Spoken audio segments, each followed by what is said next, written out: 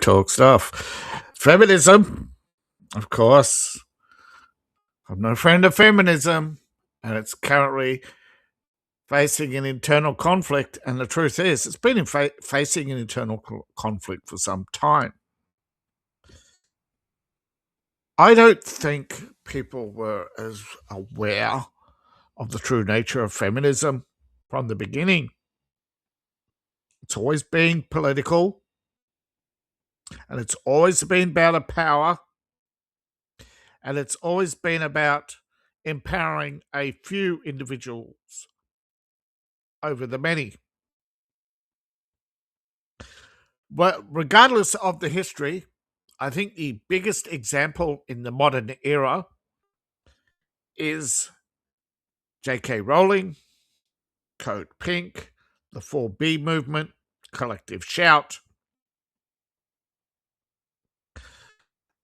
I think that about covers it for now. And I haven't really talked much about J.K. Rowling in public. You have to be very careful what you say. But when I say there's a flock of lies around her that surrounds her, but she is insulated from the consequences of most of her actions. But when it comes to J.K. Rowling and feminist groups, there is a friction that cannot be denied. And it is public information that I'll be giving you. No speculation, just public information. We all know J.K. Rowling is claims to be a traditional feminist. But the problem is, which wave? First, second, third, fourth? What's a traditional feminist? Is that second wave, third wave?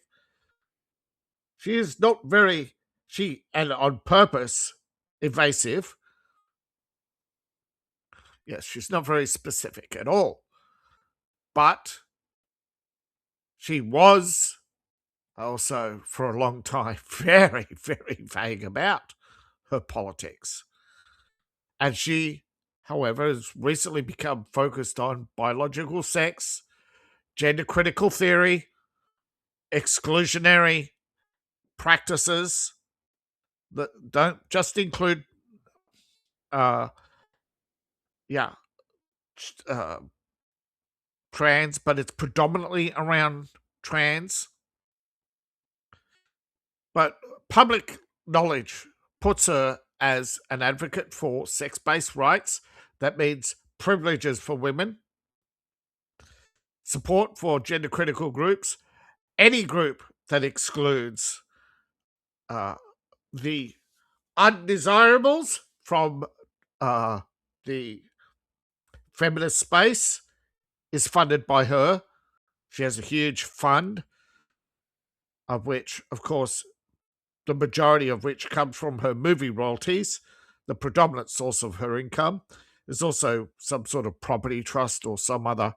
I'm not sure if it's a property trust. I shouldn't speculate, but different sources say she has a property trust, and others say it's a general trust, right? That she has her movie royalties and this other trust or group that specifically exists to that's called the J.K. Rowling's Women's Fund. So she created this fund, and so she has the movie rights, book money, and then she also has the subsequent rights and money, and the women and money from this goes into trusts, and these distribute funds. Of course, she's going to be a beneficiary. I mean, she has to make a living, but okay. Activism, of course, the majority of her time, which leads many to speculate who writes her books, but that's a topic I cannot answer. But people have speculated over that, and not one, not two, but 13 times she has been protected by the British legal system from the consequences of her deceptions. But whether or not you believe she wrote her books, all her books, or just some of it, or like many who hire a ghostwriter, you'll never know. Well, that's your beliefs. I can't answer those questions for you, but I can answer you that she has a social media presence, which is very significant, and where she has supported some feminists and has been critical of others, often very inconsistent, according to her critics.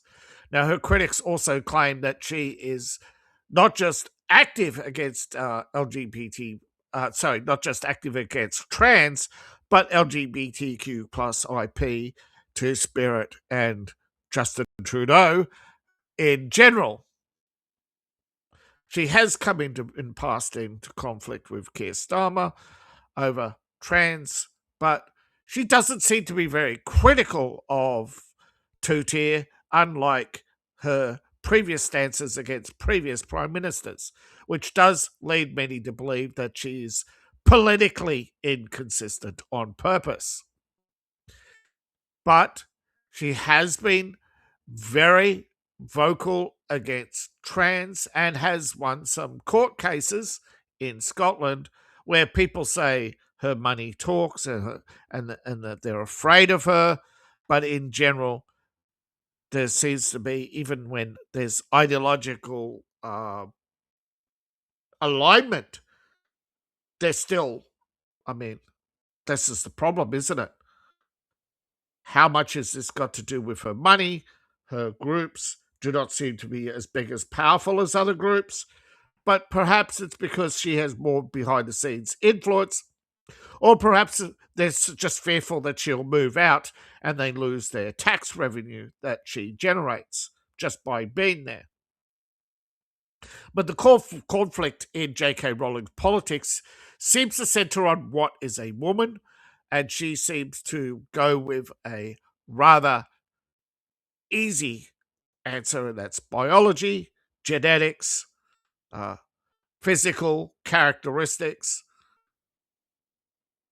not a gender identity. But just because she's not an identitarian over some things, she's an identitarian in the general area of gender critical theory, and that is something she has not publicly stated, but some people believe that she is a gyno superior, believes gyno superiority, and is her ego is generally fueled by this, and this is how her politics evolved. Again, her critics believe that she's got a that she has an over inflated idea of self-importance, yet politicians seem to bow to her more than others, which of course does generally tend to inflate one's ego. Whether or not she actually financially exerts pressure or political pressure, it is hard to say, because a lot of people think she's a nice person, and equally, a lot of people think she's the devil incarnate. I do not have an answer on her beliefs, because I believe over time she's carefully crafted and formulated her beliefs to around the mythology to protect her myths, because her myths are what sold Harry Potter in the eyes of her claim to fame, where in fact you can find various political and financial and promises made that she had made publicly, particularly what she would do if she became rich and famous. There's also the controversy over the meeting that she never had with Disney. The meeting that she had with Warner was prearranged. The money for her book,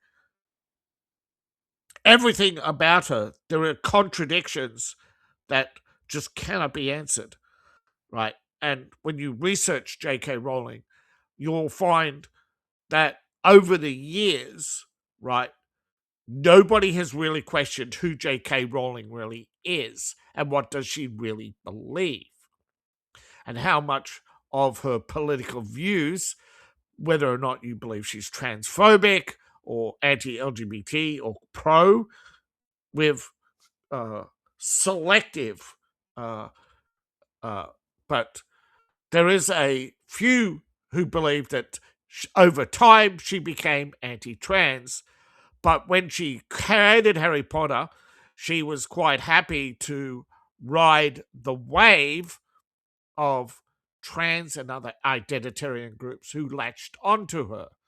But over time, she has been influenced by many people behind the scenes, including, according to Broad Agenda, that she has not just gender and identity politics, but something they call troubled blood. That is, she has, well, trouble with the truth, but she has a troubled past, which she has paved over. And they're not very talkative about what they actually mean. I'm doing a lot of, I don't want to speculate, but I think that a lot of her critics have so much personal animosity for JK, but they believe, right, she's published many books, and when she published Troubled Blood, they actually thought she was describing uh, trouble in herself, and that she's describing her struggles with violence, sexual politics, and distinguishing reality from fiction, and in which many believe that a lot of her uh, claims are fiction. So, yeah, it's a belief of, you know, sins of the father, bloodlines, in it, that sins of the past, and all these things. It's it's such an evolving political viewpoint, and so many things have been dropped along the way. You don't know what she believes anymore, and what is just uh, necessary political narratives she created to sell a book, such as the titled book Troubled Blood and others. But her online activism indeed has given her fame that most activists would, you know, die for, that many people who online say the same things get the opposite reaction. They don't get the same level of support. So there is a definite hardcore J.K. Rowling fanaticism, and they tend to elevate her, and anybody who has said similar things in the past are somehow wrong or copying her, even though she is a Johnny come lately. But she's not the only feminist to have conflict with other feminists. In fact, the feminist movement has had internal conflict since inception. And no, it was not conceived by the suffragettes. Feminism was conceived a long time ago in the Athenian liberal state.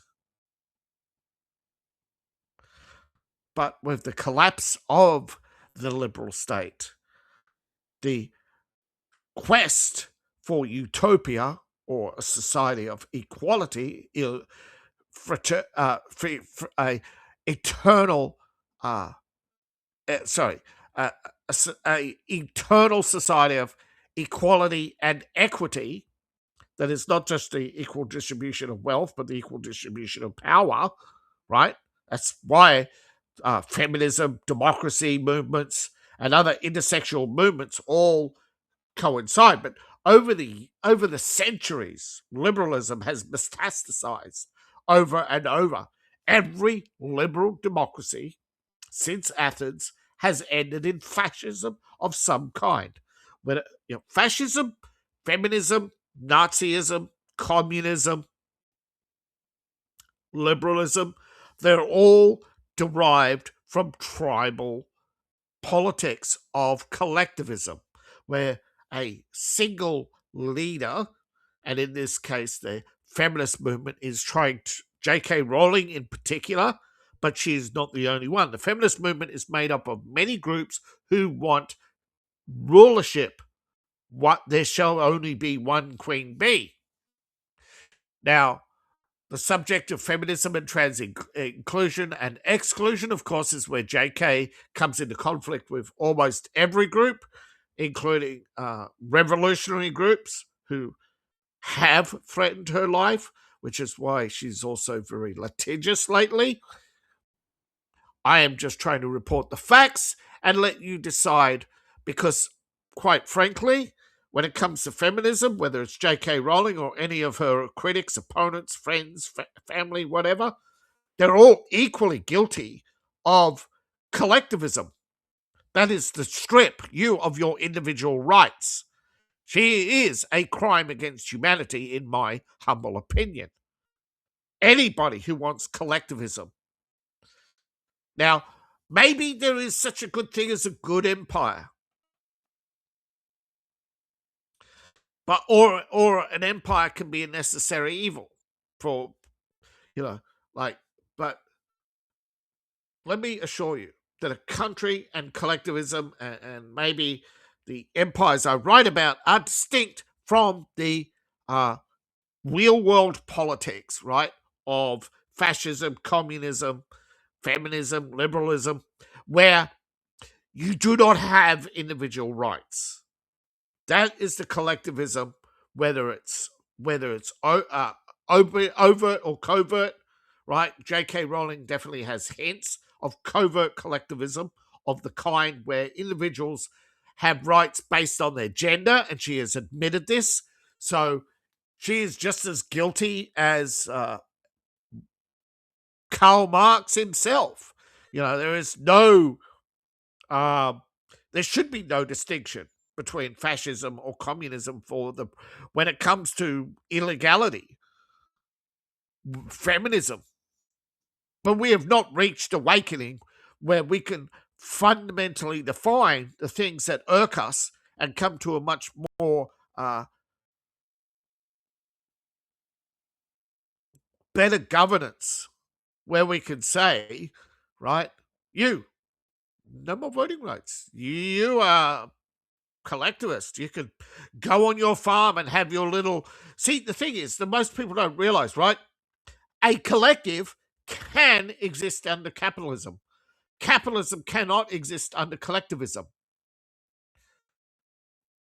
That's why we have all these protest groups, because we allow it. And they attack us if we don't. But as soon as they have power, they remove our rights. And we've seen this with, J.K. Rowling. She is selective in who she supports. And she uses her power to elevate people based on mutual politics, not on merit. That is just as bad as Marxism with political elitism, which is built on the philosophy of political elitism. In J.K. Rowling and many other feminist groups, it is based on gender elitism. Generational divides. Younger feminists do not like the fact that she is an old person or an older person who has not retired and given power over to the younger generations. Of course, the younger generations, when it comes their turn, they're going to be burning like Bernie Sanders or J.K. Rowling and hold on to the bitter end with one hand on the coffin lid saying, no, it's not my time. But where we also get it is individuality versus intersectional feminism or socialism. And this is the biggest problem with feminism. And I don't see J.K. Rowling as neither pro or against individuality, but nor pro or against the comfort of collective power. It seems to be that she is gender biased and politically fluid, depending on what gives her power at the time, which is more dangerous than someone who has solidified their politics. At least with someone who's rigid, you can't debate them. But if you debate someone like J.K. Rowling, they will adjust their debating and their answers over time, and then you'll never know which is her real self. And she will just say, well, it depends on the circumstances.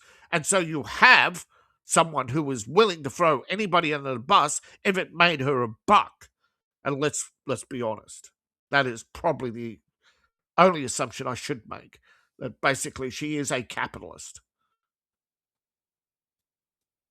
Now, approach to power and equity, again, because of to her, it's gender-based, but unfortunately, with most feminist groups, they are pro-trans, which why there will always be a divide, particularly with a lot of feminist groups, such as Code Pink, being funded by the CCP, who up until 2015 was pro-trans. Up until 2015, CCP was pro-feminism. They have changed their stances quite substantial to the point where 2025, we have seen open disobedience of the Chinese Communist Party by feminist groups in China, whereas China is promoting and funding feminist groups abroad. They've completely defunded feminist groups and outlawed many of them in China, but no public decree. It is a weird situation for many to find themselves in, but it is fact. You look at the ruling party, there is no women of note or power. Even Xi's wife is a figurehead in the Red Guard, which has been disarmed. And when it comes to J.K. Rowling, she is silent on many crimes against humanity for the sake of politics. So again, her priorities are so all over the map that it's this little fifth point of contention, right? We have feminism and trans inclusion. We have generational divides. We have individuality. We have the approach to power and equity and inclusion and equality of the law. So you have, and then of course, last but most important is prioritization.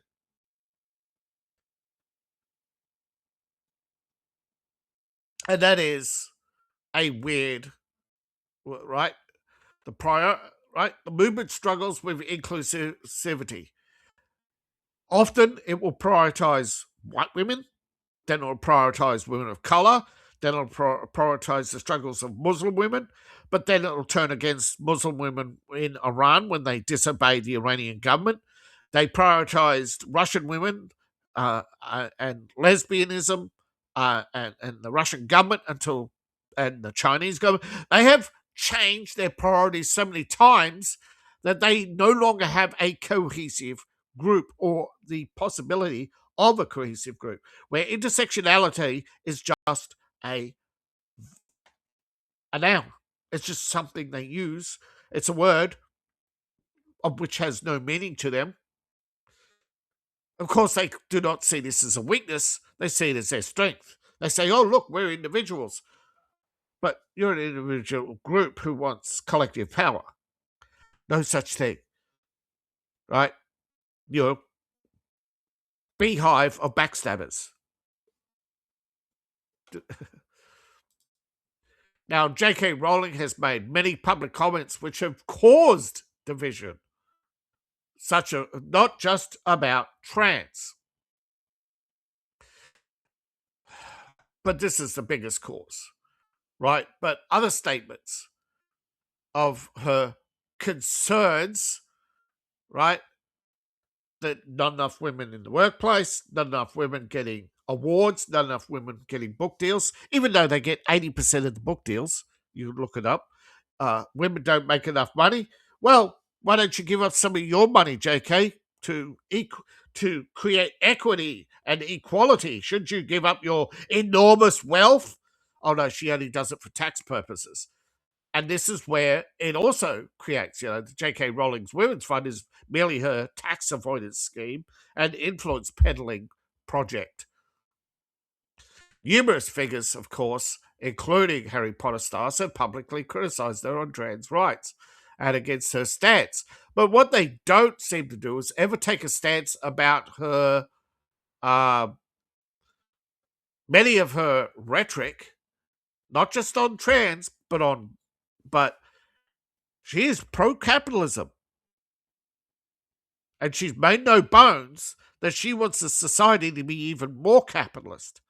But women dominated. Women make better businessmen. yeah, look at Cracker Barrel. Look at Disney. Oh, you might say that's Bob Iger? No, Bob Iger's the figurehead for Abigail Disney. She says jump, and he just jumps until she says stop. Okay? He's a puppet, a figurehead. Now, many argue her film career is bust. Right. J.K. Rowling and the Fantastic prequel series is a flop, official flop, but she never put her own money.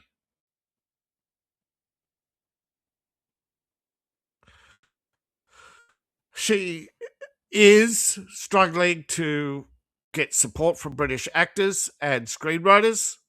Again, why does she need why does she need writers and screenwriters support when she allegedly writes her own scripts and writes her own books? Why is she struggling now that she doesn't have support from these associations? Strategic decisions. It's amazing that she allegedly lost no money on the Fantastic Beasts. My guess is she never leveraged any debt, and she compartmentalized, along with Warner Brothers, the businesses in each movie. So that's why she also has multiple trust funds, and that's why she did not lose individually money, but only the money that she put into those. And I think there was only leverage, like she only put in enough money to get through each phase, and once it collapsed, she hadn't put the whole lot in, and once it collapsed, it's like, oh well, I used the no obligation clause. If this is a discontinuation, I don't have to continue payments into further into these funds, only up until my obligations for the last project. And she probably did. This is why she probably made sure that she had a certain amount of leeway, so that Warner Brothers couldn't overspend and leave her with a terrible debt burden. Plus, don't forget, it was also made at a time when filmmaking was way, way, way cheaper, and there were a lot more film credits and USAID money involved in filmmaking. Yeah, Warner Brothers claims that they're not in financial trouble. Well, at least it's claimed that Harry Potter was so successful. Well, the video game was successful in sales, but monetary-wise, you'd be surprised how quickly big corporations eat. A big corporation with low profit margins eats $1 billion. $1 billion is nothing to Warner Brothers. They spend that each year making movies. And then some. But they're struggling. So, no. The Harry Potter franchise, they keep talking about how they can make more. Every project fails. Every project gets failed to get themselves off the ground. They fail to get money. They fail to get actors. There are so many points of failure now in the series that allegedly made $8.5 billion, which in today's money is nothing. Had it come out now and had the same audience, it'd make even less money, and would have cost way more to make. It's just at the right time when it came out, there was less competition. Less books were out. Since J.K. Rowling, right? Since Harry Potter, there's been around 2.4 million books a year published. Since then. Movies have decreased in audience and increase in cost. Big franchises decline faster. If looking at the cope and seed and the lies around and the corruption in the movie industry, that they had taken too long. Many believe, right, no matter when the Fantastic Beasts came out, it would have failed. Why? Because it fundamentally breaks a lot of the law. It was not a Wizarding World movie per se, but one dressed in its skin. And again, this is where J.K. Rowling seems to be at war with herself, with comments on sex and gender politics, and arguing with Harry Potter, uh, arguing with the people who ran fan sites, fans who are leaving because they grew up and just said, you know what, this is tripe. And it is. She wrote the same stories over and over again with, characters who conveniently forgot their powers, keep reinventing new ones. Silly little things that kids like, but adults don't. And you can't make adult movies with those childish themes. So she tried to mature, but you can't mature a prequel. And then arguing with cast, and then changing his whole relationship with Dumbledore and Grindelwald, and stretching out the Grindelwald story into multiple movies. That was just pure greed. Again, she's a capitalist, not a socialist. But then again, most of your best socialists are capitalists, right, Bernie? Selling books. Now, J.K. was once synonymous with literary and film success. And her personal success and personal controversies have collided and created now an era of fame. And when she just sits on her monthly royalty checks from the slowly decreasing royalties from toys. Because while toy sales, birth rates, toy sales are in world decline.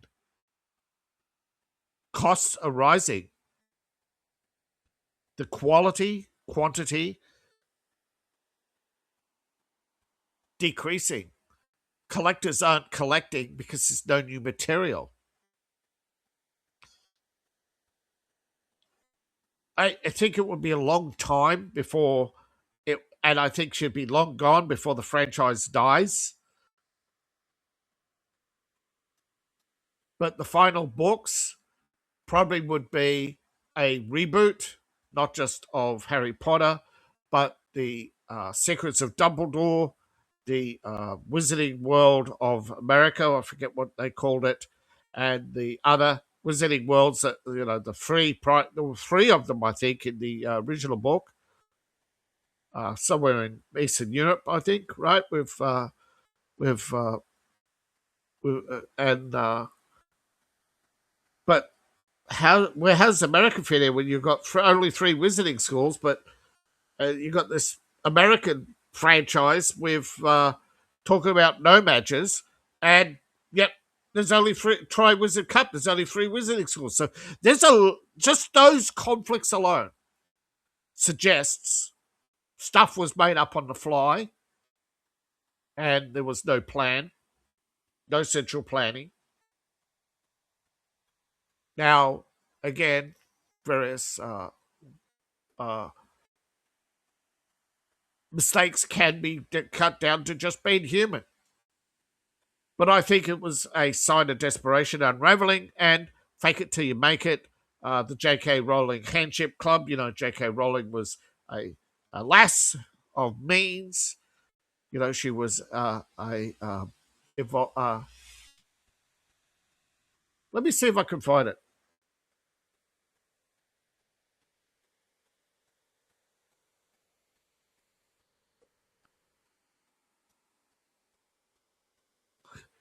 J.K. Rowling was a researcher and linguist for Amnesty International in the London office in the late 80s and late 90s, right? She was an experienced document translator. She was not poor. She was a private school. She had private education, allegedly.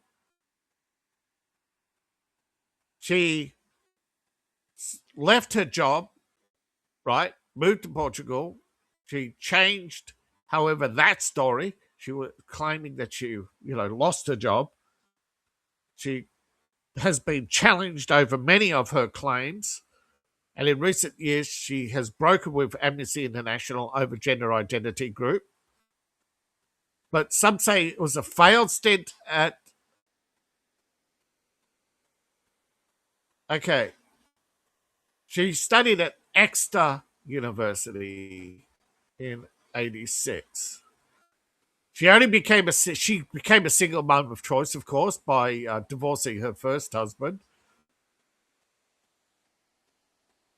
But again, there's question marks exactly where and when and how. But she became homeless, and again, a homeless person who's given a London flat. You know how expensive those is. But of course, there is always this uh, human failing to overstate one's successes and understate one's failures. But in her case, she understates both. But really, the means of her success, I remember her rise well. I remember not hearing anything about Harry Potter. I've never seen her books before. And yet one day there she is all over the news, having sold 1 million copies for a book that was not in the bookshelves. The next day, after the news story, all the books were everywhere with over 1 million sold on it. And my sister was suddenly instant fan and claims to have been reading it for years, even though she literally bought the book in front of me when after hearing about it. So I honestly think there's a lot of fake it till you make it there. And she got lucky. Most hyped products, remember Nerf, all these fads, Nerf ball, Nerf gun. A lot of fads fail, man. Trust me. Now, this is all the story about JK and feminists and this is and again, I think institutional purchases of her book was more likely her success, but there's no way to prove that because you don't have the actual figures. But there is always her critics, and I don't know how many of her critics are reliable enough to say and go on the record and say, yeah, here's a story that absolutely validates what I've heard, because again, it comes from JK's critics, but who else have you got to go from?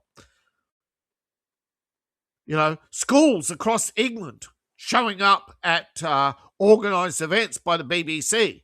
They don't do that for just anybody, but she was not famous. And then suddenly her book hits 1 million.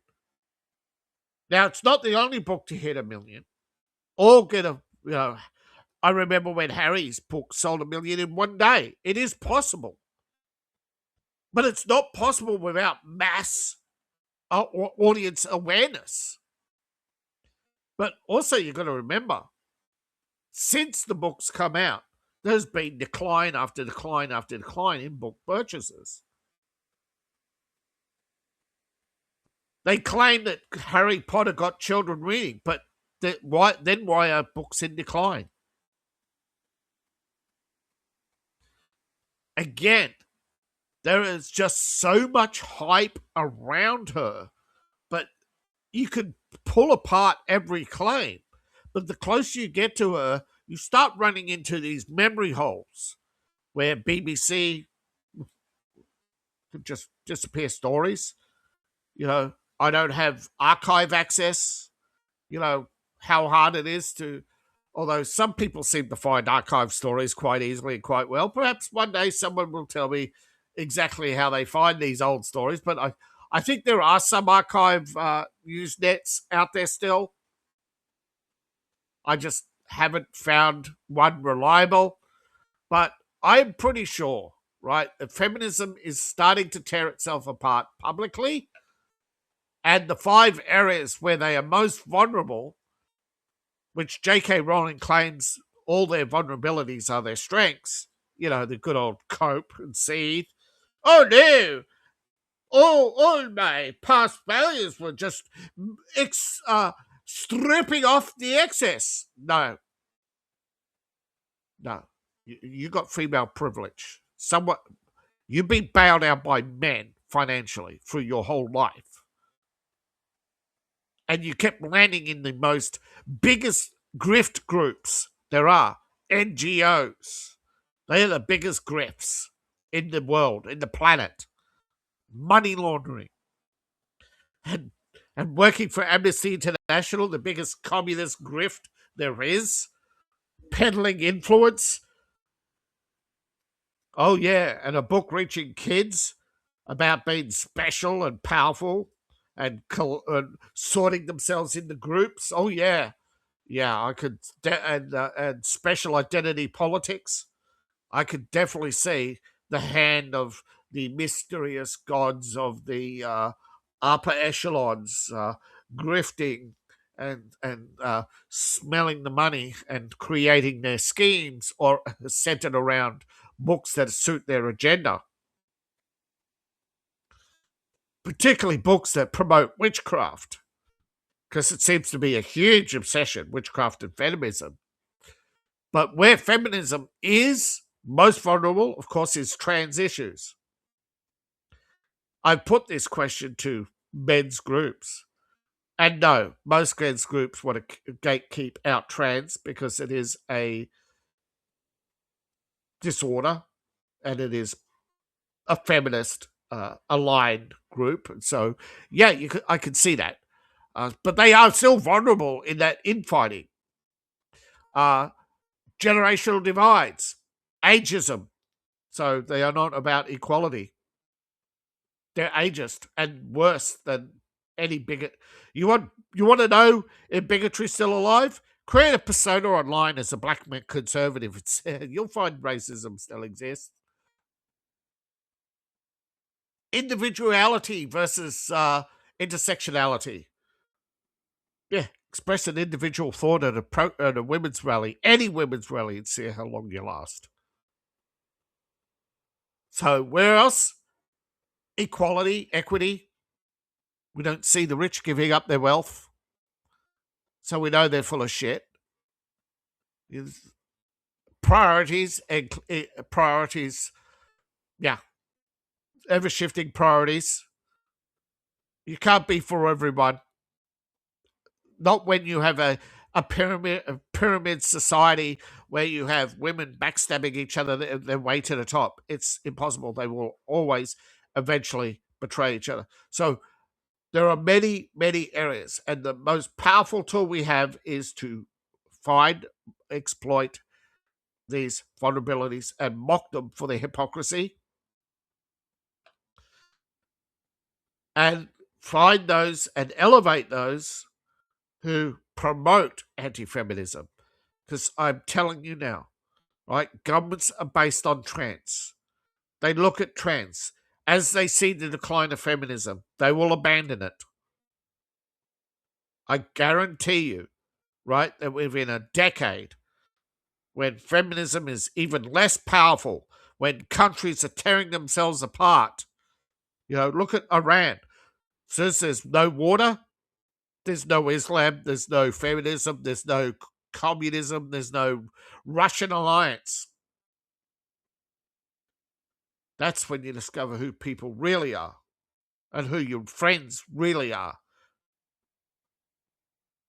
And trust me, there is a revolution right now in Iran against Islam, against Iran, and against the, I suppose, concept of the Arabic-dominated Iran. So you have three revolutions: the pro-Persian, the anti-Islamic, and the more personal, right, revolutions against the ruling class, who both under the Shah and many others since in the last 100 years. Doesn't matter whether you're communist, capitalist, doesn't matter. If you're ruling class in Iran, you're the enemy of the general populace. But they're not pro-communist, they're not pro-capitalist. They're just, hey, these are the people who had their boot on our neck.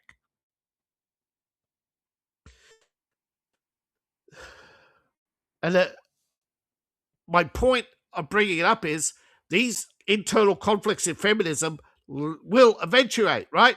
Once countries start falling apart because feminism is the snake that eats the roots of the tree of life. And once the tree of life collapses, as we see in Iran, once society collapses, you cannot regrow. You have to grow a new tree. You cannot fix the old. And this is why they eat the roots, okay? They purposely destroy, right? But those who destroy cannot create. We go to Indian myths about Kali. Kali was a good woman who murdered her children. Now, there are different stories of Kali, but primarily she to lead a better life, to free herself, she strangled her children. Now, there are so many stories about Kali and so many cults around Kali. But the primary story that interests me and may be close to the truth is that there was a society in the Indra Valley that split and broke up. One went north, right? And the other went south. Now, the south mixed with the brown people of India. The original Indians were from the Himalayan mountains, right? And they were not brown. That's why the Indian gods in some ancient texts are milky white skin. I believe that these stories are a civilization that was destroyed by feminism, that killed their children, that collapsed. And the British dismissed those stories until there was suddenly an earthquake and in the Indra Valley, and this huge chasm opened up and showed that there was a city that had sunk into the ground, a sinkhole. And over time, mudslides had filled it up. There's never been it. And now what are we getting around the world? Sinkholes. Now, we don't know until recently, Sodom and Gomorrah. It's the same thing. Cities now found sunken deep beneath the earth. How could they sink so far so quickly? While others have sat. Gaza, one of the oldest cities in the world, sat for 1,000 years in the same place. So there's no way, over time, cities were buried, but when others weren't. Same with Troy. How did it come to be buried? So there are many mysteries in this world, but I'm telling you now, feminism is the snake that eats the roots of civilization, and we have a chance to kill the snake before it kills the tree. Now, I don't know why the symbology is particular with a snake that eats the roots, because there's no snake that I know of that does that. But perhaps, they didn't have a word for wood grub now, did they? And that's what feminism is. It's a wood grub.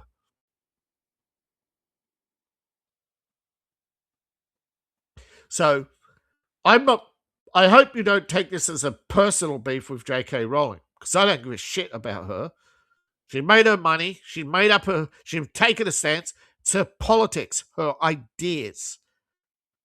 And we must always confront people with dangerous ideas, because when you start offering people privileges, they will do anything not only to acquire, but to keep said privileges. You see this with the baby killers. You see this with the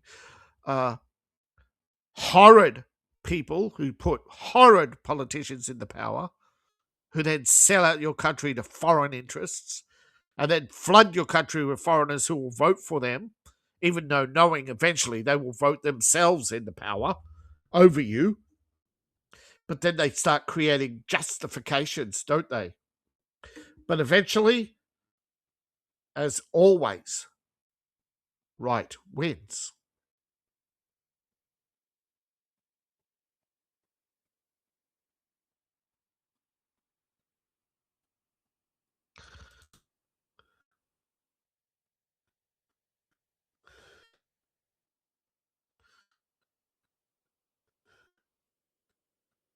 Whether it's JK or whatever,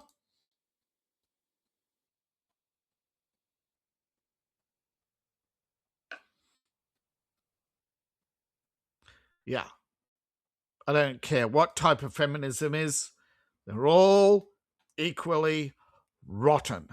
And let it rot. Let's mock it, let's ridicule it, let's expose it, let's not support it, let's not touch their products. I don't care what Warner Brothers brings out, I'm not touching them with a barge pole. I don't care what Disney brings out, I'm not touching them with a barge pole. I don't care what Netflix brings out, I don't touch them with a barge pole. Thank you for watching. Please like, share, and subscribe. Please support the channel. You can support me on Patreon, buy my books, buy my merch. Oh yeah, also Ko-Fi. Thank you for listening. Hope I haven't bored you all to death by now. But I think armed with my facts, you can create better memes, better tools, better mockery, know exactly where their vulnerabilities are, and strike at them. And do a great job, a better job. I mean, most of you are doing a great job, or it is. I mean, feminism is on the decline. Let's keep up the pressure and let's see it eventually collapse. Bye for now.